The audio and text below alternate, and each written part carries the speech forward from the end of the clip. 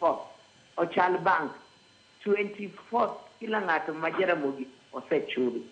So I want to congratulate the management. So management, the new other space, Katasani, one of the same WhatsApp group, GVC, all the workers, the lecturers, all, kila ngato ntiekane. Kantie shida is out. So every quarterly we have meetings.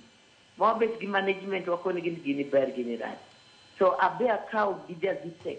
And achiwo gwadon jazitek. Research is important. Workers have to be given time for research. Because universities are educations of higher learning. And learning changes with every now and then.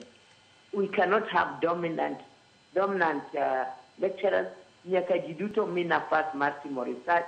So student placement, Timore, Kaka Jaramogi, we place all our students. We look for them places. That's why we have the career office.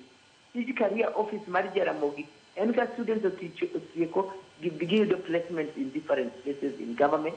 Mondo Gibed educated on the work ethic. Gibed prepared for the workforce. Koro, Magudu Tombalarenma, public onegongi. Kako wacho na enadir. Public universities get in Gigi Martin. The public universities want Gigi Mangen. Private universities, they are manageable. Lakini, public universities come enough resources.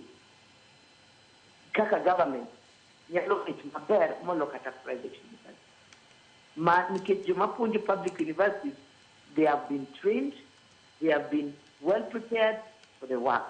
Gimati more no okwami omenda moromo a public university mondo run gika konego bed run in an efficient and effective manner. Ero kamano urujo punjire duto mapunje mbalariany akwa mondo bed patient for the government. So government benyaka listen to the people, and the people are the lecturers who are teaching in the universities. Kwa listen, we are all going down. And the worst thing to happen in a country and smart education sector for the pain. For the pain, warumo. Ero kamano uru, yesa ugodi na uru.